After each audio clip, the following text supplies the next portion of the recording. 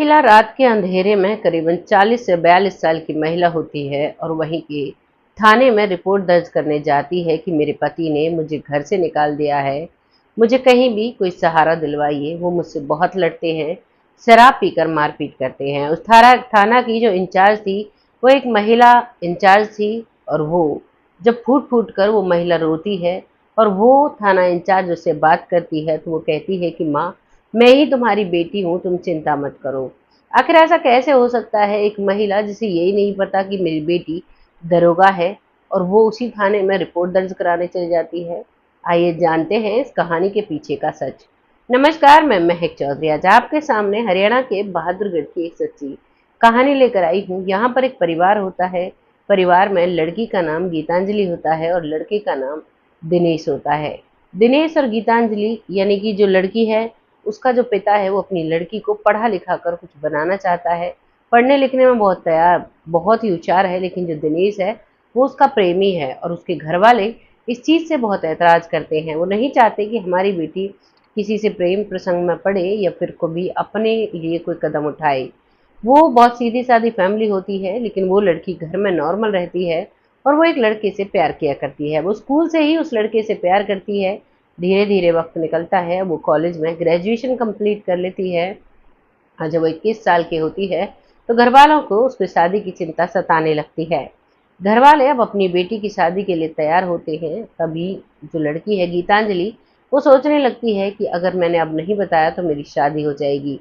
वो लड़की अपने घर में बता देती है कि मैं तो दिनेश नाम के लड़के से प्यार करती हूँ और मैं उसी से शादी करना चाहती हूँ। उससे वो अकेले में मिला भी करती थी। कई बार स्कूल से कॉलेज से बंक मारकर उसके साथ घूमने चली जाया करती थी। अब यही सिलसिला चला था। घरवालों को जब ये बात पता चलती है तो घरवालों को गुस्सा आता है और वो उसका बड़ा भाई जो है उसे पीटने के लिए आगे आता है, लेकिन उसका पिता कहता है कि इसे जाने दो, इससे आज से हमारा कोई भी रिश्ता नहीं है। और रात के समय उसे घर से माता पिता धक्के मारकर निकाल देते हैं। वो बाहर आती है। बाहर आने के बाद अपने प्रेमी जो दिनेश है उससे संपर्क साधती है और उससे उसके घर जाकर मिलती है। वो मिलता है, वो घर से चोरी चुप के बाहर आ जाता है और जो वो कहती है कि मैंने अपने घर वालों को बता दिया है, तुम भी अपने घर वालों को बता दो, मुझे तुम्हारे साथ रहना है, तुमसे शादी करनी है। मैंने अपने घर वालों से कह दिया, मुझे किसी और से शादी नहीं करनी। लेकिन दिनेश इस बात को सुनकर बहुत हैरान हो जाता है। वो कहता है कि मैं तुमसे शादी नहीं कर सकता, मेरे माता पिता की कुछ इज्जत है गांव में, तुमने ये क्या किया, मैं ऐसा नहीं कर सकता। और वो भी वहां से धक्के मार देता है। उसे कहता है जहां जाना है जाओ, मैं तुम्हें अपने पास नहीं रख सकता। अब रात के करीबन 10 बजे थे और उस लड़की को बहुत तेज पेट में दर्द होता है। जैसे ही वो गिरती है, वो सोच लेती है कि अब चाहे कुछ भी हो, मुझे अब इस दुनिया से जाना है। लेकिन जब पेट में बहुत तेज दर्द होता है तो पास ही के एक सरकारी हॉस्पिटल में वो जाकर ट्रीटमेंट लेती है। वहां पर जाकर उसे पता चलता है कि वो गर्भवती है। अब जैसे ही ये बात उसे पता चलती है तो वो और भी मायूस हो जाती है और अब बिल्कुल जीने की चाह को वो छोड़कर मरने के लिए हॉस्पिटल से निकल जाती है। वो हॉस्पिटल से निकलती है और एक नहर के पास जाकर खड़ी हो जाती है। नहर काफी उफान पर थी। अब वो किनारे पर खड़ी थी और अपने आप को खत्म करने की तैयारी में थी। एक व्यक्ति वहां से बाइक लेकर जा रहा था। वो देखता है कि एक लड़की नहर के किनारे खड़ी है और उसका मंसूबा क्या है, वो दूर से ही उसे भाप लेता बताती है, जिससे मैंने प्यार किया था उसने मुझे धोखा दिया और उसकी वजह से मैंने अपने परिवार को भी छोड़ दिया और अब मैं उसके बच्चे की माँ बनने वाली हूँ। मेरे लिए जीने के लिए कोई रास्ता नहीं बचा। जैसे ही वो ये शब्द कहती है, जो वो व्यक्ति था वो देखने में काफी सुंदर था, लेकिन वो पैसे कमाने की होड़ में थोड़ा पीछे रह जाता है और उसकी अभी तक शादी नहीं हुई थी। इधर वो लड़की जो कि गीतांजलि थी, जो दिखने में बहुत ही सुंदर थी, वो लड़का उसे पहली बार में ही पसंद कर लेता है और वो उसके बच्चे को अपनाने के लिए तैयार हो जाता है। वो कहता है कि मैं तुमसे शादी करूंगा, तुम मेरे घर चलो, मैं तुम्हें आसरा दूंगा, तुम चिंता मत करो। मेरी भी अभी तक शादी नहीं हुई है। कोई भी शादी के लिए कोई आता है तो आस पड़ोसी उसे भगा देते हैं और मेरी भी शादी अभी तक नहीं हो रही है। अब वो उसकी बात को सुनकर मान लेती है, क्योंकि अपने आप को खत्म करना भी एक बहुत बड़ा जुर्म होता है। वो दोनों घर जाते हैं। घर जाने से पहले रास्ते में मंदिर में शादी करते हैं और घर जाकर अब एक पति पत्नी की तरह रहने लगते हैं। कुछ दिनों तक गीतांजलि उदास रहती है, लेकिन जैसे जैसे वो उस व्यक्ति की केयर देखती है, जो व्यक्ति उसे केयर करता है, जिसका नाम होता है पूरण, और वो उसे बहुत प्यार से रखता है, अब वो उससे बहुत प्यार करने लगती है और तीनों पति पत्नी और उसका बच्चा बहुत खुशी खुशी रहते हैं। धीरे धीरे वक्त निकलता है, उसका जो बच्चा है अब वो जन्म लेता है और वो बच्चा एक बेटी के रूप में आता है। बेटी आती है, बेटी को देखकर बहुत खुश होते हैं, बेटी का नाम अंकिता रखते हैं और अंकिता को पाकर अब वो बहुत खुश थे। उनका परिवार पूरा हो चुका था, वो अपने बच्ची को रखते हैं, बहुत आराम से रहते हैं, लेकिन करने को कुछ और ही मंजूर था।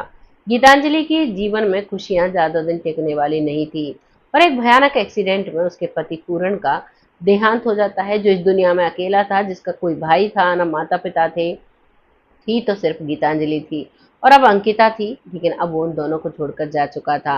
वो जो उसकी जायदाद थी, जो उसकी प्रॉपर्टी थी, जो पैसा था, वो सब कुछ गीतांजलि के नाम पर आ जाता है और जो अंकिता है वो दोनों रह जाते हैं। अब वो इस दुनिया से चला जाता है और कुछ ही दिनों में जो आस पड़ोस के लोग थे वो बहुत गंदी नज़र उन पर रखने लगते हैं। वो जो महिला है वो दिखने में बहुत सुंदर थी और जवान भी थी, तो लोगों की गलत नज़रें थी, वो इस चीज़ से बहुत परेशान रहती है। धीरे धीरे वक्त निकलता है, लेकिन एक दिन उनके घर एक व्यक्ति आता है जिसका नाम होता है धर्मवीर। वो पूरण का दोस्त होता है और वो आकर कहता है, भाभी जी कैसे हो आप? क्योंकि वो एक बार तब भी आया था जब पूरण जीवित था, तब भी वहां घर पर मिलने आया था और आज भी आता है। वो कहता है कोई परेशानी तो नहीं है, आप सही से रह रहे हो ना, क्योंकि भाई पूरण तो अब नहीं रहे। तभी वो कहती है, नहीं ऐसा कुछ नहीं है, लेकिन उसकी आंखों में जो उदासी थी वो साफ दिख रही थी। उससे धर्मवीर पूछता है कि नहीं, आप मुझे सच सच बताओ, कोई तो परेशानी आपको है।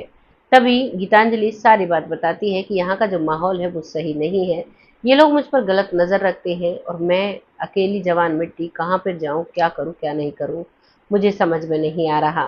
तभी धर्मवीर कहता है, अगर आप बुरा ना माने तो आप मुझसे शादी कर लीजिए, मेरी शादी नहीं हुई है अभी और मैं आपको पसंद भी करता हूँ। वो भले बात अलग थी कि आपकी शादी भाई के साथ हुई थी, लेकिन अगर आप मेरे साथ रहना चाहो तो मुझे कोई एतराज़ नहीं है। और वो लड़की सोचती है थोड़ी सी और फिर वो मान जाती है। वो सोचती है कि मेरी बेटी को मुझे सहारा मिल जाएगा, कम से कम मेरी ज़िंदगी इसके सहारे कट जाएगी। और वो दोनों एक मंदिर में शादी कर लेते हैं। अब इसकी ज़िंदगी में, गीतांजलि की ज़िंदगी में तीसरा व्यक्ति आ चुका था। पहला दिनेश था, दूसरा पूरन था और तीसरा अब धर्मवीर आ चुका था। इसके साथ वो रहती है, बहुत खुशी खुशी रहती है। कुछ दिनों तक तो गम के बादल छाए हुए थे, लेकिन अब बहुत खुशी खुशी रहती है। बेटी जो है वो पहली क्लास में पढ़ने लगती है और अब वो पढ़ती लिखती है और अब वो कहती है कि बहुत दिनों में हमने चैन की सांस ली है, अब क्यों ना हम कहीं घूम कर आएं। तभी वो घूमने के लिए जाते हैं और वो बहादुरगढ़ से फरीदाबाद के मेले में घूमने के लिए आते हैं। यहाँ आने के बाद सूरजकुंड के मेले में वो आते हैं और वो बहुत खुश थी उस दिन। गीतांजलि को ऐसा लग रहा था मानो सारी खुशियाँ उसके कदमों में आ गई हो। वो अपनी बेटी को तैयार करती है, पति और पत्नी दोनों आते हैं और यहाँ पर बहुत अच्छे से मेला घूमते हैं। तभी यहाँ पर एक सांड आ जाता है मेले के अंदर और सांड की वजह से वो इधर उधर भगदड़ मच जाती है, क्योंकि वो सांड सभी को मार रहा था, लग रहा था शायद पागल सांड था। और इसी से बचने के लिए सब इधर उधर जाते हैं और गीतांजलि का जो हाथ है वो अपनी बेटी के हाथ से छूट जाता है। उसकी बेटी अंकिता एक अकेली रह जाती है और गीतांजलि और उसका पति एक साइड में रह जाते हैं। और थोड़ा शोर शराबा जब कम होता है तो वो अपनी बेटी को बहुत ढूंढती है, लेकिन उसे अपनी बेटी कहीं नहीं मिलती है। उसका पति भी बहुत ढूंढता है, लेकिन उसी दिन से उसका पति उससे लड़ने लगता है, क्योंकि उनको कोई औलाद नहीं हुई थी। वो अंकिता को ही अपने प्यार की धरोहर मानते थे, उसे ही बहुत अच्छे से रखते थे, लेकिन क्या कर सकते हैं, वो उनसे बिछड़ जाती है। और अब दोनों पति पत्नी उसके लिए रिपोर्ट भी दर्ज कराते हैं। उसका जो दाहिना हाथ था वो जला हुआ था, जब वो खाना बना रही थी तो गीतांजलि से ही जल गया था। वो साइड में खड़ी थी और वो रिपोर्ट में ये सारी चीज़ें दर्ज कराती है। कई बार थाने में आकर पता भी करती है, लेकिन कहीं भी उसका कोई भी अता पता नहीं चलता है। अब धीरे धीरे वक्त निकलता है, जो गीतांजलि है वो बहुत ज़्यादा बीमार रहने लगती है, चिंता में, डिप्रेशन में रहने लगती है। इधर जो उसका पति है वो भी बहुत शराब पीने लगता है, धर्मवीर जो है, और बात बात पर उससे लड़ाई करने लगता है, क्योंकि वो अपनी बेटी अंकिता को बहुत प्यार किया करता था। वो उसी को अपनी बेटी माना करता था और अब अपनी पत्नी की वजह मानता है कि ये अगर मेले जाने की जिद नहीं करती तो शायद हमारी बेटी हमसे नहीं बिछड़ती। वो इसी बात को मानता है और उनके घर में रोज कलेश, लड़ाई झगड़े रहते हैं। धीरे धीरे वक्त निकल रहा है। अब उस गीतांजलि की उम्र करीबन 45 साल हो चुकी है और एक दिन उनमें बहुत तेज लड़ाई होती है। उसका पति उसे मारता है, पीटता है और घर से धक्के देकर निकाल देता है। रात का समय था। जब रात को उसे घर से धक्के देकर निकाला गया तो पास ही के पुलिस स्टेशन में जाती है। वहां पर महिला दरोगा थी, उनसे जाकर रिपोर्ट दर्ज कराती है कि मेरा पति मुझे मारता है, पीटता है और हमेशा गालियां देता रहता है। वो रिपोर्ट दर्ज करती है और सोचती है कि इस उम्र में इतना लड़ाई झगड़ा होने का कारण क्या है, ये कैसे ऐसे लड़ सकते हैं, क्योंकि इस उम्र तक आते आते लोग मैच्योर हो जाते हैं, लोग एक दूसरे को समझने लगते हैं, लेकिन उनके बीच में ऐसा क्यों है। वो उससे पूछती है कि माँ जी, क्या हुआ है, किस वजह से आप लोग इतने परेशान रहते हैं। तो वो कहती है कि बेटा, मेरी बेटी थी जो आज से 14 साल पहले मुझसे सूरज कुंड के मेले में बिछड़ गई थी, और उसी की वजह से हमारे घर में लड़ाई झगड़े रहते हैं। मैं भी अपनी बेटी की वजह से बीमार रहती हूँ, ना ही मुझसे कोई काम होता है। और मेरे पति मेरी बेटी को बहुत प्यार करते थे, वो भी उसी की वजह से शराब पीने लगे। शुरू शुरू में मैं सब कुछ बर्दाश्त करती रही, लेकिन अब बर्दाश्त के बाहर हो गया है। मेरी भी उम्र हो चुकी है, मैं भी कब तक सहन करूंगी। मेरे पति हर वक्त मुझे जिम्मेदार ठहराते हैं कि मेरी वजह से मेरी बेटी खोई है। अब इसमें मेरी कहाँ गलती है, मैंने भी तो अपनी बेटी को खोया है। मैं कैसे इस कलेश को, इस लड़ाई को शांत करूं। मैं अपने आप को कहीं भी नहीं संतुष्टि नहीं दे पा रही हूँ, मैं क्या करूं। वो जो ऑफिसर है वो पूछती है कि आपकी बेटी के हाथ पैर कहीं पर कोई निशान था। तभी वो बताती है कि मैंने आपको बताया था, मैंने अपनी बेटी के दाहिने हाथ पर मुझसे ही गलती से वो जली थी, जलने का निशान है, और मैंने रिपोर्ट में भी दर्ज कराया था, लेकिन मेरी बेटी का कोई अता पता नहीं चला। तभी वो महिला ऑफिसर अपने हाथ को ऊपर करके बाजू को उस जले निशान को देखने लगती है। जैसे ही वो बुजुर्ग महिला उस जले हुए हाथ को देखती है तो उसे अपनी बेटी और ज्यादा याद आने लगती है। और अब वो पूछती है कि बेटा, तुम्हारे माता पिता कौन है। तो वो कहती है कि माँ जी, मेरे कोई माता पिता नहीं है, मुझे एक साधु बाबा एक मेले से उठाकर ले गए थे। वो कह रहे थे कि तुम अकेली रो रही थी, तभी मैं तुम्हें ले गया था, और यही निशान मेरे हाथ पर लगा हुआ था, और सूरज कुंड के मेले से ही वो मुझे लेकर गए थे। अब दोनों को विश्वास हो गया था कि हो ना हो यही मेरी बेटी है। और उसी दिन वो महिला दरोगा उस बुजुर्ग महिला को, यानी गीतांजलि को, अपने घर लेकर जाती है और वहां कहती है कि माँ जी, आज से आप यहाँ रहेंगी, आप मेरी ही माँ जी हैं। और वो भी कहती है कि तुम मेरी ही बेटी हो। अब वो वहां रहने लगती है। करीबन 4 से 5 दिन निकलते हैं, और 4 से 5 दिन के बाद उसका पति आता है कि मैडम, मेरी पत्नी खो गई है, उसे कहीं से भी ढूंढ कर ला दो। तभी वो पुलिस ऑफिसर कहती है कि तुम अपनी पत्नी को कहाँ प्यार करते थे, तुम तो बात बात पर उसे डांटा करते, बात बात पर उसके साथ लड़ाई झगड़ा किया करते, अब तुमसे दूर हो गई है तो अब तुम्हें क्या चिंता है।